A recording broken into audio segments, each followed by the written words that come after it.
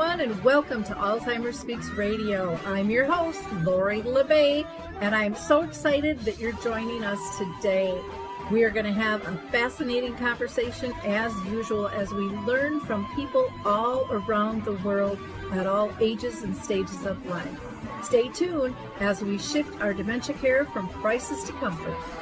Here we go. What you think about,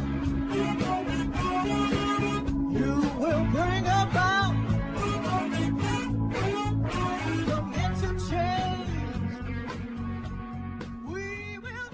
Well, hi, everyone, and welcome to Alzheimer's Speaks. I'm your host, Lori LeBay, and today we are going to be talking about hope beyond dementia, how to empower families through storytelling. And we are so lucky to have just a fabulous author with us. She's been on the show before, but she's absolutely brilliant. So I'll introduce you to her shortly. I always like to give a couple of shout outs. And first, I want to just remind you all to please visit alzheimersspeaks.com. We have a ton of free educational resources, so don't miss that. Some's written, some's audio, some's video, some you can download. So take a peek at that. And also check out our sister company, dementiamap.com, which is a global resource directory. I also want to tell you about Twiddle. If you're not familiar, sensory care is so critically important. So many people nowadays are complaining about anxiety and depression. And dementia, has a high level of that, especially around sundowning. And the Twiddle muffs can make a difference for you and especially for them in terms of just giving them something to fidget with and calm down. And you can actually get 25% off their products by using the code AS25.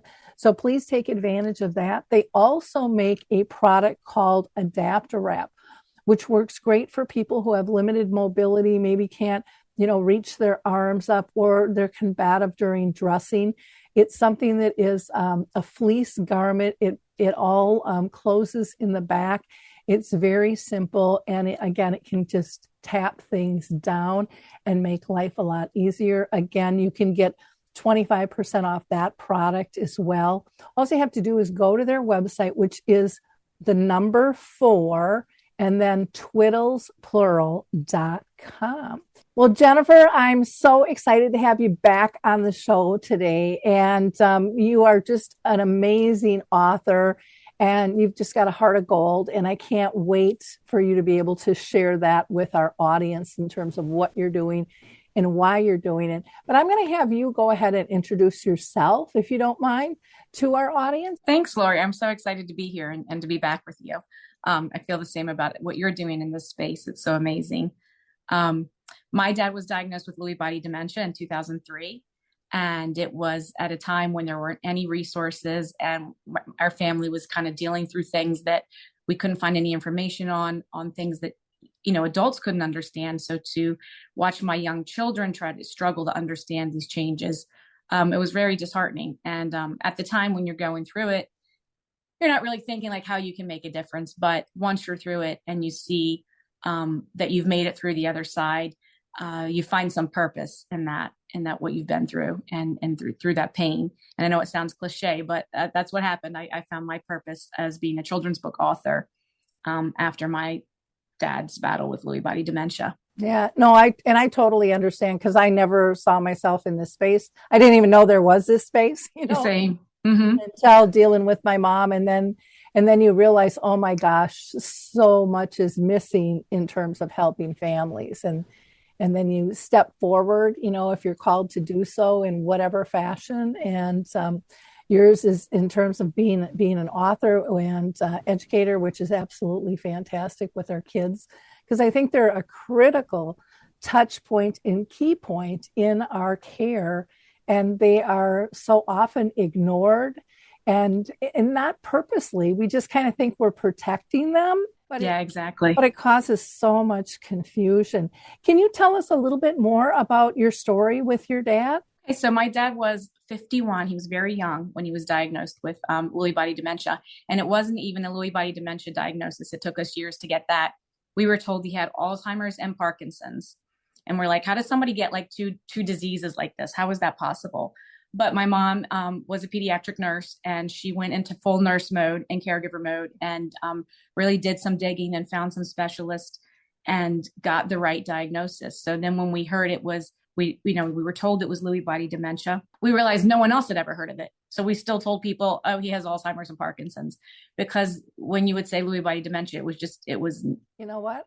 Oh no, it is recording. All of a sudden I wasn't showing the recording button, and I'm like, where'd it go? But oh no.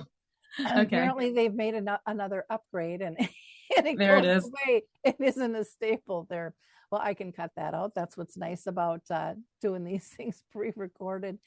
You know, when you talk about being misdiagnosed, that still happens so frequently. That's the number one complaint that I hear, that the doctors a lot of times don't even know the different types of dementias. And for so long, Alzheimer's was kind of shoved down everybody's throat that it was the one and the only. Mm-hmm. And that's taken a long time to break and get noticed for things like Lewy body and frontal temporal and, CTE and, and the whole Parkinson's piece. I mean, it's just very frustrating. And then thank God your mom knew to push for a different diagnosis and see what's going on. Because most people don't even know that there are other things that they should look into until maybe they get on a chat room, mm-hmm. or a support group. And then they're like, oh, I didn't know. And then they as families start digging more information. So it's kind of a backwards system. It is. And what I find is it's great and it's sad at the same time. I found that the most the best place to get information is in the online forums like Facebook, and because it spreads and you find people in the community and things like that. But it's kind of backwards. It should come from your healthcare provider first, and then you go seek it out, those support groups. But it seems like a lot of people make those connections and put the pieces together through those online support groups.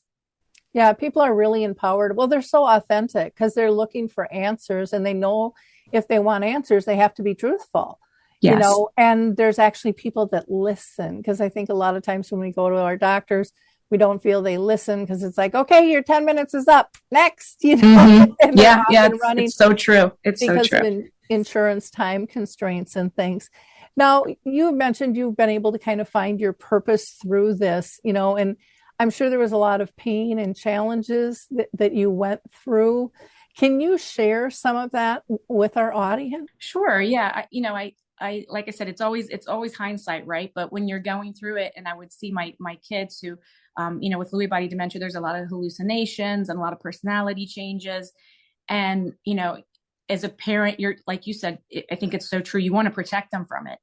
So they're seeing these changes in grandpa, and I'm seeing some fear, and I'm trying to kind of find that balance of letting them, still be that, letting that connection still be there, because they also would bring out the best in my dad when he would see them. Sometimes it would snap him out of it. But then there were times when I would see that fear in my kids' eyes, and it's because that's not how grandpa acts. So you really are struggling between finding that balance. So I think that for me, that was huge of finding that, those things. And then looking back now I can say how to have that conversation with kids and how to safely discuss it, and how beneficial it is for the dementia patient to have that connection with kids. A lot of them will go to taking baby dolls and caring for them, because that nurturing and that caring is still in there, especially with women. It's there. It's masked by the dementia and the changes, but that person is still the same. And it's so important to find those ways to make that connection with that who that person was. Yeah, that's so true. I had a colleague, Colin, over in Australia, and they actually did a study on the dolls.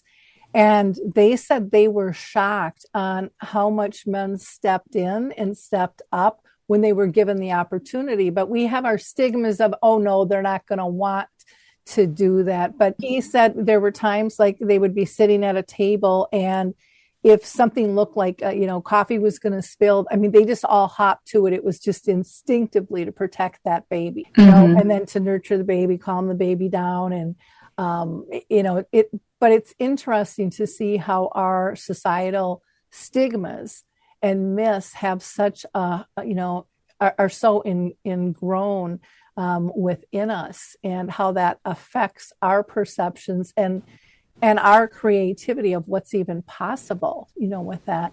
You also mentioned, which I love, because that was going to be my next question, about the joy. And I saw that with my own mom, how the little ones, her eyes would just glisten in her smile and her laughter and her giggle. I mean, she loved being around the kids. And to me, I found part of it was, they simply know how to play, that's their zone. And it made me realize, as an adult, I kind of lost that ability to be that carefree.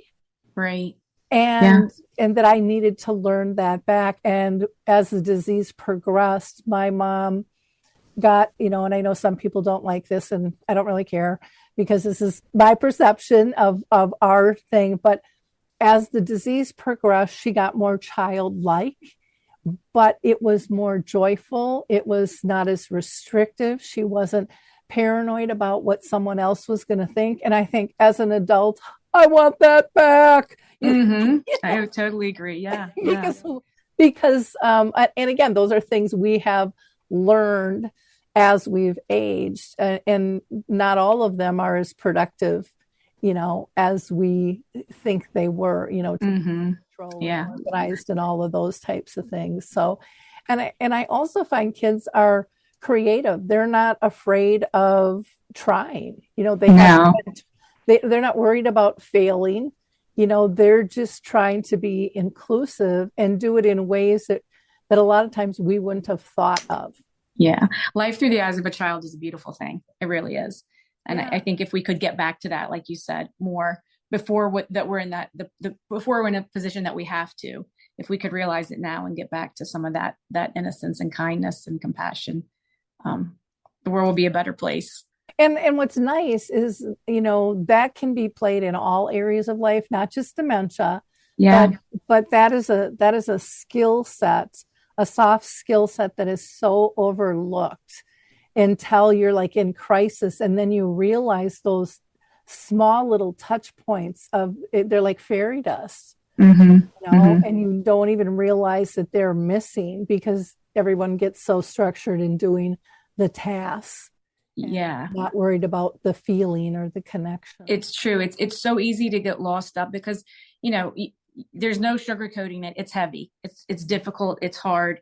And you're in survival mode. I think when you're a caregiver, it's like, I just have to get through the day. And this has been, this has been a struggle, and that's been an obstacle. And, you just get like overwhelmed by all of that. But I do tell people, like, there are blessings, and you can't miss those, because they're easy to miss in the moment. You'll look back after you've been through it all and be like, oh my gosh, remember that? What a great moment that was, or what a big blessing that was, or that moment of clarity that we had that conversation, like how great that was. So I really try to get people to realize, like, you have to just hang on to those blessings or moments of joy or moments of clarity. Journal them, write them down. It's easy for it to all get overshadowed by the hard things. But sometimes I think those little things are what will get you through. Oh, I totally agree. And I think, when people ask us, they're always asking us for the hard stuff, because they expect it to all be hard. Because again, that's what we've been taught. This is a horrible thing, and no one should have to do that. Well, you know what? There's a lot of horrible things that nobody really wants to do. But in those detours, they're to me, with my journey with my mom, I mean, I wouldn't have given that up for anything, because she taught me so many beautiful life lessons. I wouldn't have learned, I don't think, life without that. Now, I wouldn't wish this on anyone to learn those lessons, but I think people like you and I, you had talked about seeing the joy, and, I think it's recognizing, accepting it. And I also think it's sharing it, so that we can start pushing some of those stigmas down. Like, there's no good in caregiving. You're just going to be drained. You're going to be burnt out. You're going to be overwhelmed, and let people know no matter how small those things are, they become Hmm. huge. Yeah, yeah. And it goes back to letting our kids watch that process, because who's going to be taking care of us one day is our children. So how we're handling it is setting it up for how they're going to handle it one day. So, and a lot of people be like, I don't want to be a burden to my children, but didn't feel like my dad was ever a burden to us. It was hard. Yeah. But I'm grateful that we had that opportunity, and I wasn't there like 24/7 because my parents lived 5 hours away. So it's easy for me to say that because I saw what my mom took on. But I think it made my kids better people by seeing it. I think it made my siblings and myself better, because you learn that compassion, and you learn what really matters, what really is important in life. It's a tough lesson, but it's an important lesson. Well, and it really shows the commitment to relationships that is something we don't really talk about, Mm-hmm. and I think you're right. Those life lessons that might be unspoken, but Mm-hmm. seen and taken in to consideration. And I think a lot of people don't think about, what about me if I need help? Who, Mm-hmm. who, if anyone's going to stick around? Yeah. Yeah. So true. So, yeah.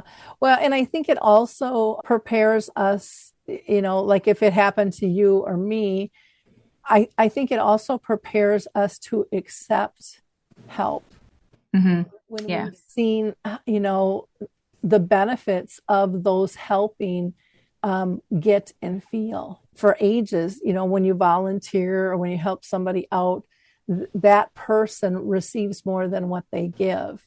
And I've seen that repeatedly during the caring journey as well. But again, it's not talked about. No. Mm-mm. And yet it's so critically important that this isn't a one-way street. I agree. And I think it goes back to, the caregivers are such nurturing people, usually, by nature. That's who's going to step in and take that role. It's important to give that love back to yourself too. A lot of caregivers get burnt out because they're so focused on, again, that the everyday overcoming the challenges. But you have to step back and say, I matter too. And find the little things. They don't have to be huge things. Buy yourself flowers and set them on the counter if that brings you happiness. Buy yourself, something that will like really just brighten your day a little bit. Sit down and watch a movie, or have a hot cup of coffee and sit on the patio outside and look outside. Whatever it is that will bring you that little snippet of joy in that moment, it's important to make time for it. Well, yeah, because if we're not full, we can't care to the best of our ability. And I learned that the hard way, because I was so busy being busy with everything to do. I didn't Mm-hmm. even recognize I was like a hollow soul, just Mm-hmm. just functioning and doing tasks Mm-hmm. until I agreed to meet friends who never gave up on me and would ask me for coffee every week. And I would say no, no, no, no, no. And then I went and I went with the intent of telling them, stop bugging me. I just Oh, really wow. don't have time for this in my life right now. Right. And I stayed for, it was over 2 hours, and we laughed and we cried. And it wasn't until I met with them that I found out how empty I was, because they filled me back up. That's huge. Like, that's something that, in the moment you're that's not like on the forefront of what you're thinking and getting through, but that you can pass that on now in this space to other people. It's so important. Oh, it was massively huge, and it's something people don't talk about. I was selling real estate at the time, and I had a client years later. I don't know, we were sitting around having a beer someplace, and they're like, "Oh my gosh, you've got the most beautiful eyes." And I'm like, "Oh, thank you." And she says, "I can't believe your eyes are that crystal blue." And I said, "But they've always been like that." And she goes, "No, Lori, you've sold multiple homes for us, and your eyes were pitch black." Oh, wow. Wow. And I said, "Really?" And I said, "Well, I was really in the thick of things." She says, "That took a toll." She said, "You were always kind. You did an excellent job. That's why we always came back to you. We loved working with you. But I just want you to know there was a physical difference that we didn't even know to say anything about, because we only knew you with dark eyes." Mm, wow. I That gives me know. goosebumps. That's I crazy. know. It's, Yeah. You yeah. don't realize how it manifests and your physical. Um, and how important it is to fill your cup. It really is. Yeah. And so, I always kind of check in the mirror, like, okay, do my eyes have that twinkle or not? Yeah. And that's kind of a sign for me at times now, which sounds kind of silly because you'd think I would just feel it and know, but those things, they just happen kind of slowly and kind of irk their way in and rob you. And you don't even know it. You don't know to protect yourself or even how to protect yourself or feed yourself. Because I'm 65. No one ever taught us that, Yeah, no. And that's what I was helping care for my father-in-law at one point, not with dementia, with something else. And a doctor and again, in the thick of it, you've got kids going and running to practices and going to doctor's appointments. And the doctor said, you matter too. And that's not something caregivers hear enough, I don't believe, but you matter too. And that so important to remember that. Exactly. Well, we've given, people some tips, but I wanted to say, if someone is listening that's feeling really hopeless right now, are there like 3 things that you would tell them to maybe do or try when they're caring for a loved one if they're just feeling drained and kind of lost? Yeah, I think connecting with others, especially others who are going through it. Like I said, there's some amazing Facebook support groups that are the kindest people and so supportive. And I've seen people post after a loved one has, gone through something or been diagnosed, and people just flock to help them. So I think finding support groups and connecting with other people who get it, who understand. You were lucky to have those friends that really stuck through and kept pushing you. But a lot of people will retreat, and so then the friends will also retreat, and that's easier sometimes. Sometimes you just need to take that step back, but you have to connect with someone who gets it, someone who understands what you're feeling and what you're going through. That's a huge one. And the finding something that brings you a little bit of purpose. And it might not always be advocating. I know a lot of the people that are doing the most amazing things in this space, like yourself, it's because of what they've been through. So finding that something that's going to make you feel like you're giving back and giving to others, outside of being the caregiver, I think is huge. And then I do believe self-love. Love yourself. Find moments of respite. Practice self-care. So important for like hope and resilience. Look for those blessings. I'm a see the glass half full kind of girl. I always have been, but I know when you're going through that, when you're in the depth of that, it is so hard to pull yourself up into that mentality, into that mindset. So you have to find someone who's going to help you do it, whatever that takes. Yeah, that makes a lot of sense. The one of my favorite support groups out there is the Memory Cafe, where the person with dementia and the family member can attend, because both people lose their sphere, and their friendships, a lot of times even family members pull away. And it's a way for, and I say couple because the majority of people are living together or married, but not all. But it's a way for them to still do couples things that are normal, to have friends together. And I know when I started that, I got pushback going, well, they can't be in the same room, because it was just going to be, a complaint session. And it's like, we can talk about these things openly and honestly and learn how other people are dealing with this. And we need to know how the other side thinks and how they feel as well, in order to come up with good alternatives. But I found those friendships so deep. Same with the online chat rooms. People get up at 3 a.m. because they can't sleep, and somebody around the world is going to be there for them. Yeah, so true. Which is pretty cool. And they talk about those things being lifelines.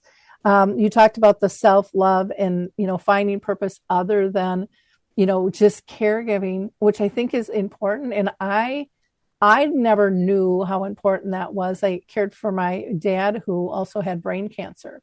And so I had my mom with dementia, my dad with brain cancer. Wow. And when he died, I was so lost, because to me, that's all I was. Even though I was a mom, I was a wife, I was a volunteer, I was an educator, I was an employer, I sold real estate, all of those, I did all of those things. But the main thing I thought I was this caregiver for my mom and dad, and now I lost half of that. And I was like, oh, you know, who am I? I mean, people are like, well, what do you like to do? I don't know. I for so many years, you know, I stepped aside of anything. I mean, that didn't even enter my mind. What did I like to do? There was not time for that. But you do have to consciously make time for that. Otherwise, it's pretty devastating to go through a loss at that level. Yeah. And for me, I kept looping my dad's death over and over and over, because when he was dying, I had my hand on his chest and I could feel his energy literally go up my arm. And I just kept reliving that over and over. I couldn't get out of that. And, you know, it was a lovely, compassionate moment, but it was like I couldn't, it took me over a year to kind of move past that. And then I decided I almost have to travel and try new things all by myself, just to figure out, who am I? What do I want to be? You know, because I couldn't do it with other people around me. I don't know if that makes any sense. Yeah, totally. But I just needed that quiet space that, you know, maybe I was afraid of before. I don't know.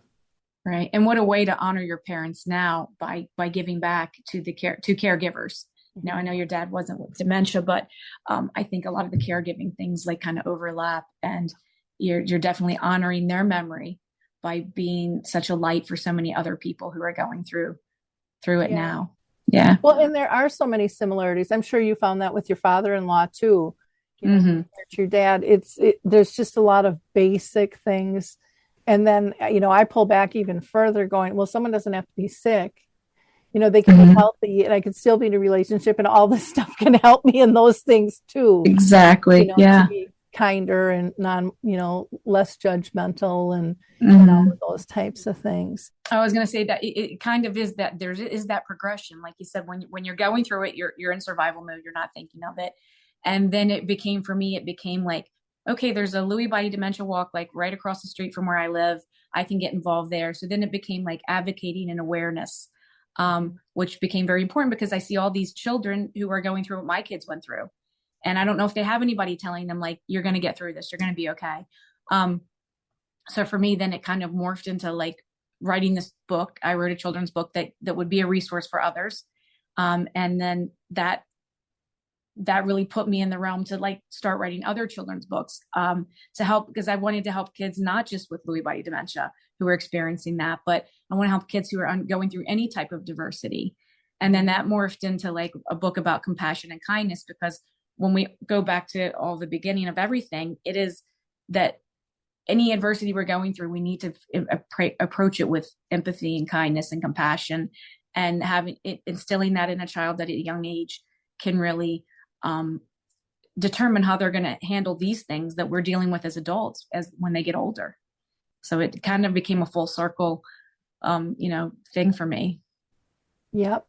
Well, and, you know, for people who are just tuning in right now, we are talking with author Jennifer Randazzo, and she is just incredible. She's written 3 books. We're going to dive a little bit deeper into those in just a moment, but I always like to give a plug for my webmaster, which is Q for Good. They are compassionate, very social conscious, and they speak at our level. If you're a novice, I mean, I've been doing, websites for a long time, and I probably know a lot more than some, but I don't want to know the black hole. I don't want to know the coding. I just want a company that works at my level and it communicates and meets deadlines. And they just do a fantastic job. So I know that can be hard to find. So, you can go to qforgood.com. And if you mention my name, they'll give you a 10% discount as well. And of course, a free consultation in terms of what your needs are. But Jennifer, let's go back to you, because I want to dive a little bit more into Grandpa and Louie, your book, but I also want to cover your other 2 books. One's about an elephant, one's about a frog as well, because I think they all overlap and are useful tools to us. So tell us a little bit more about your first book, Grandpa and Louie. So that was nothing like I said, never set out to do. I saw what my kids struggled with, And like this story was on my heart, and I wrote it for my kids. It's like it really addresses what grandpa is dealing with and what my kids were seeing with my grandfather. Like he would play with them and be fun, and then all of a sudden, he's a little standoffish, and the change that they're seeing physically and mentally. I wanted the kids to have a resource that would empower them to be like, okay, this is what grandpa's going through, or grandma. And it's not because of me. It's because this is where they're at with dementia. And I can't change it. It's not going to change, but there are things I can do. I can still connect with grandpa or grandma in these very special and intimate ways. And it also gives the child permission. Sometimes they need to step back, and that's okay too. We need to give the child the permission to be able to handle these things on their level.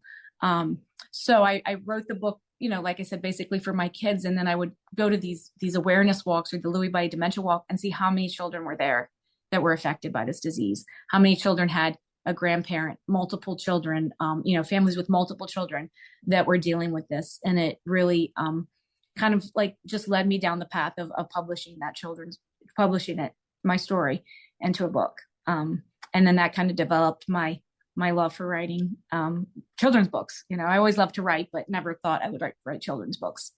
Well, and it's so cool. And you talk, what I love about the physical and the mental changes, but that gift of coming out and saying, this isn't because of you, this is a disease, and then giving the permission to step back, which I think is a good lesson for adults reading the book to children as well, because we don't always give ourselves permission to step back. And that was one of the other things you had talked about was, taking some respite moments, getting filled again, because when we're feeling tapped, that's going to show. And people with dementia still read our nonverbals, and they can see our frustration. They can see if we're exhausted. They can see all of those things, even though we think we're covering it up. They're much better at, I think, sometimes reading nonverbals than the average bear out there, because we take it for granted.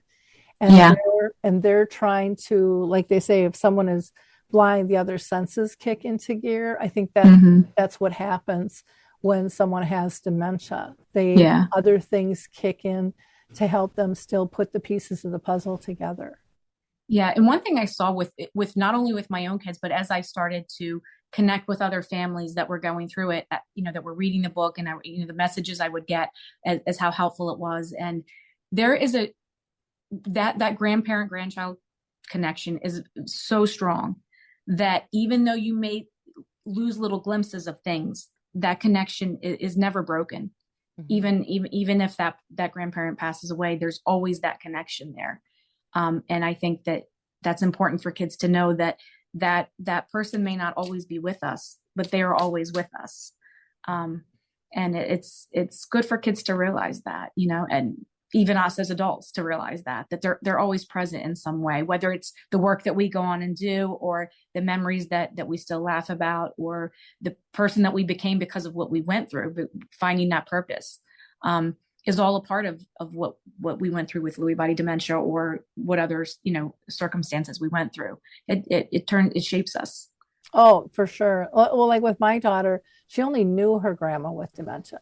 She didn't know the other grandma, and so she just kind of grew with her, but they would play at this intense level. I mean, just this authentic, intense level, and have so much fun. And then, like I would walk into the room as an adult, just kind of standing in the doorway, and my presence would change their energy. Wow. Because they felt I was judging, because adults do, or it's time to go now. Yeah. And they're both like holding up their art projects. My mom and my daughter, who was, played with her really intensely when she was little, like 3 to 7 years old. I mean, you couldn't tell who was prouder holding those things up, and that never went away. That bond was so strong and so beautiful. And it kind of, when I did that the first time, when I stepped into the room and they were both holding up their art projects, it just melted my heart. I thought, How beautiful is that to have? Yeah. And they were both proud of their own projects, but they were proud of each other's as well. There was just this togetherness. It's almost, you almost can't explain it. Yeah, it's a beautiful thing. It really is. And those are the blessings. Those are the blessings that we have to cherish and hold on to. Yeah. Those little moments. Yeah. Yeah. And I can still see that clearly. And, my daughter's like 36 now. So, I mean, that was years and years ago. My mom's been gone for 10. But it's still, Wow. every time I say that, it just warms my heart Mm-hmm. to be able to see those beautiful moments. Now, why don't you talk to us about the empathetic elephant? What's that book about? Okay. The Empathetic Elephant is about compassion. And it's going to be a mental health series. So, one thing I realized when my dad had Lewy body dementia is it is a mental health issue. And if you've never been through it, it's dementia. Yeah. But the things that he was going through, you're dealing with mental health issues, and it's very hard and very scary. And there are so many issues that kids face today, challenges. So the empathetic elephant is about an elephant who meets all of these animals in the jungle, and you don't realize it at the time, but they're all dealing with their own issues. Mm-hmm. But the elephant finds a way to meet them where they're at with empathy and to help them. And she wants to be their friend, but they're dealing with their own stuff. But so she keeps coming back, kind of like your friends. The elephant keeps coming back and says, okay, I know that you don't have time to play with me, but here's something I can do to help you. And she meets them where they're at. And the next book is about a giraffe. Each animal will have their own book now, and you will realize what their issue was. The giraffe has body dysmorphia. So I hope that will speak to young girls who deal with things like that. The monkey has ADHD. The hippo has depression. So we are going to go circle back and address each of those issues in a new book. But it all starts with the empathy and compassion, so that so to explore those things. So that's why I started with that book first. Oh, I love that it's going to be a series. Well, now what about the frog? Okay. Tell us what that stands for. And so FROG stands for fully rely on God. And one thing that I've come to learn in my books, even though they're all very different, we have dementia, we have empathy, mental health issues, and now we have faith in that. But that book was inspired by a nun at my daughter's school. My daughter goes to Catholic school, and it was because she carries around a frog in her pocket and teaching the kids, like, no matter what you're going through, you can fully rely on God to get you through it. What I loved about that story is it's such a beautiful story, and she's such an amazing person. She's 90 years old and is still in the school every day with the kids and making a difference. But the intergenerational connection there, like, was really full circle for me, because you have someone in their 90s and you have kids who are, 7, 8, 9, 10 years old with this true, beautiful connection. And it's so important for kids to learn from, like we said, learning from their grandparents. We learn from each other. And I think the older people can take a lot from the kids, but the beauty of that connection really makes that story so special for me, because it was about her connection with the kids. And then that faith is what, kind of united that. But the story for me is really, really special. well, and it's all about not feeling alone when you feel like no one else understands you. Mm-hmm. You've got that support. Yeah. And no matter what a kid is dealing through, if it was test anxiety, if it was problems at home, she would pull out a little frog in her pocket, or she had them in her office or everywhere, and just be like, you've got this. Fully rely on God, frog it, and it's just having that little mantra that kids can go back and go, okay, it's going to be okay. We go through some hard things, but we're very resilient, and we usually get through it on the other side, with a story to tell. I'm seeing T-shirts and sweatshirts with Frog It on it. I have them, Lori. I have them. Do you? I love that. Yeah. That's exactly what she said. I try to be careful with it, because frog it. But that's what she would say. She goes, frog it and forget it. That's it. So. Oh, I like that. Thank you. Well, and it's simple, and it's something all of us can do, but sometimes we just need that nudge. Yeah. That reminder. Yeah, that. and it is simple. It's a simple but powerful message. And what I've done now with the book, and I have little frogs of my own that I keep in my pocket or in my purse. And when somebody's going through something, I'll take them and give them the book and give them a little tiny frog. And I have people send me pictures all the time, like the frog in the kitchen and the frog, by the nightstand, just as that reminder that whether it's Lewy body dementia or Alzheimer's or brain cancer or whatever thing that feels so heavy and hard right now, you will get through it. We will get through it. And life is really a training ground. There's always going to be another, mine that we're going to have to maneuver around in so many different ways. So what great messages on that. Now, I wanted to ask you about being able to stay positive, but you really have found the joy in the journey. And I would imagine that really pulls you out of sadness and overwhelmness, but I'm sure you have your moments. I do. I do have my moments. It's easy. You're always pulling yourself out. I do feel like that because life is difficult. The world is difficult today. There's so much division in our world right now. So you really have to cling to that. You have to really fight to find the joy. And for me, it's family and faith and things like that and helping others. And any time that you can help someone else out, I think it makes a big difference in your own life. Oh, I totally, totally agree. Now, are there specific resources and networks that you have found helpful for, especially families dealing with Lewy body that you would recommend? There are, and I have some of them on my website, but I will tell you the best resources I found are people like you who are doing it because they've been through it. There's just a whole nother level of like love behind it, and you're really like, you could feel it. It's a mission. It's like, we're going to help, we're going to make sure somebody else doesn't face what we faced or that has the tools to get through it. I know your dementia map. It's great. It's really been a wonderful tool. So that's a huge one. I'm amazed by what you're doing in that space. It really, there aren't a lot of free resources out there for people, and that's a big one. Another one I found is called the Larry Gross Lewy Body Awareness Foundation, and that is something that two sisters have put together in honor of their dad who had Lewy body dementia. They do golf outings to raise money, and then they started doing care bags with resources in them. So, and they include my book in it if it's going to a family with kids, which like touch my heart so much. And they've driven cross country or flew cross country actually, and came to Philadelphia and went to an Alzheimer's committee. Like, they're just doing so many things in the space. I think it's going to be wonderful to watch where they go with that. So yeah, Larry Gross Lewy Body Awareness Foundation. Lewy Body Dementia Association is a huge one. That's who puts on the walk in my neighborhood every year. They've been doing that. I think this year was the 11th year.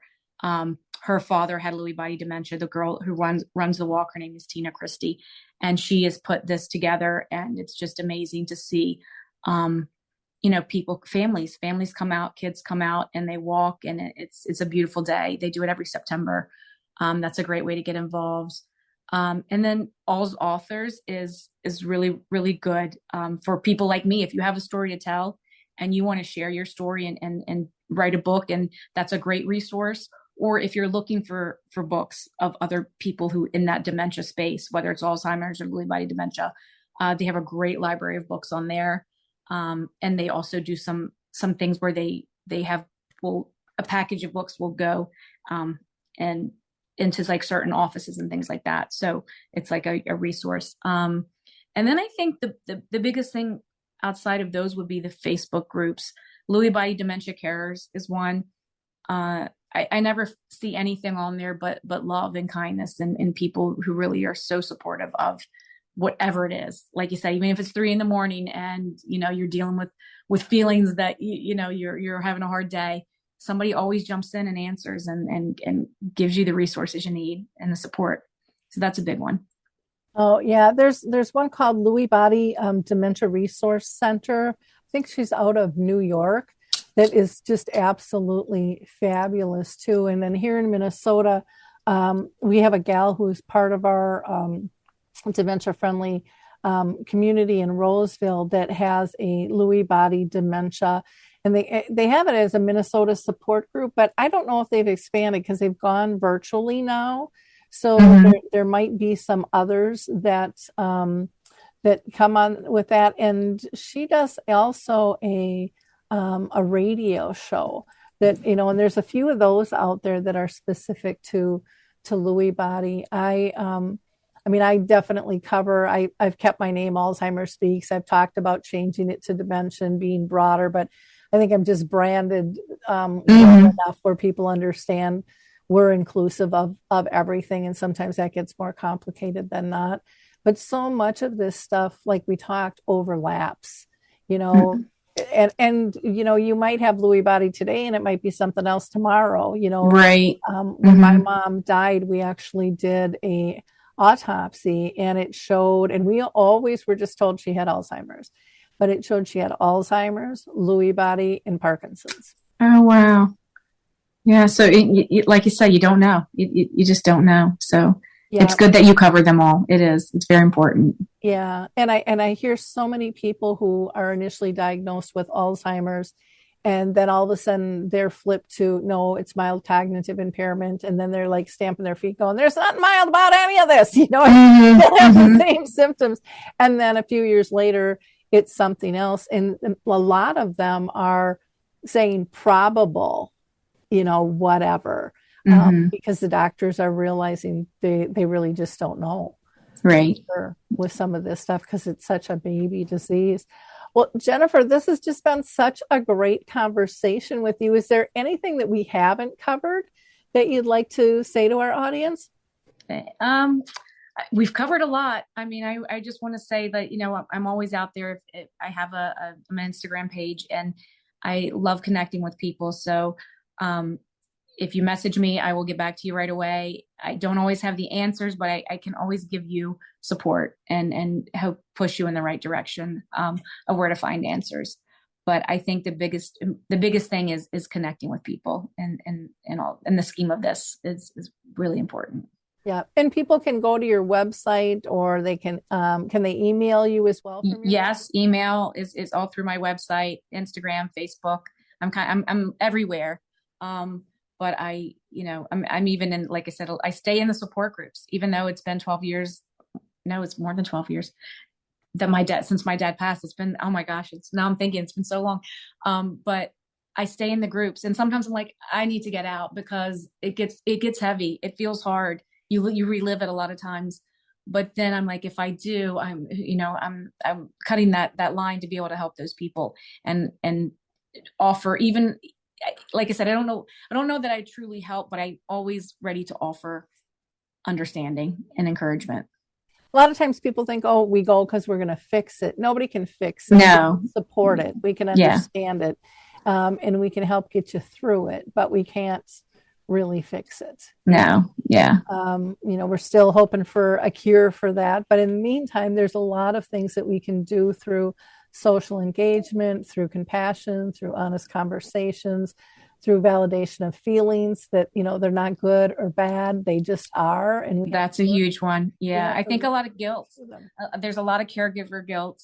And I always tell people, if you're making that decision from a place of love, there's nothing malicious about that. There's nothing that you should feel guilty for, because you're doing the best you can with what you have. And it's not easy, Exactly. And we'll have all those links for people. I want to, just ask our audience, which I do every show, is to be a giver of hope and, help spread the word of these resources that are out there. It's simple. It doesn't cost you any money. It takes very little time. We're talking a click from a Facebook page or a Twitter or a blog or, wherever it might be, because getting that information from you, they might see, where from me or Jennifer, they might not. And we need to make this comfortable and acceptable and okay for the person in need to click on it, to be able to get to it. It's got to be easier. They shouldn't have to be searching things out and feeling it, because that just feels so isolating. And when you enter any of the dementias here, you don't know what you don't know. So you don't even know what to ask for. So, Exactly. you know, again, being a giver of hope and helping spread the word is just critically important. So thank you so much for your time. Thank you for your wonderful work. I can't wait to see your series as that grows. I just think Thank you, Lori. I appreciate absolutely it. fabulous. And again, everyone's story has an impact. You know, there are things that people are going to learn from the person having body issues to the ADHD, to memory loss, all of those things we will learn. Because I think we all have little pieces of everything in us, you know. I totally agree. Yeah, Some just totally get a little agree. more amplified Mm-hmm. at different times. Yeah. So again, thank you. Thank you so much, everyone. Have a wonderful week. Bye now. Thanks. Bye-bye.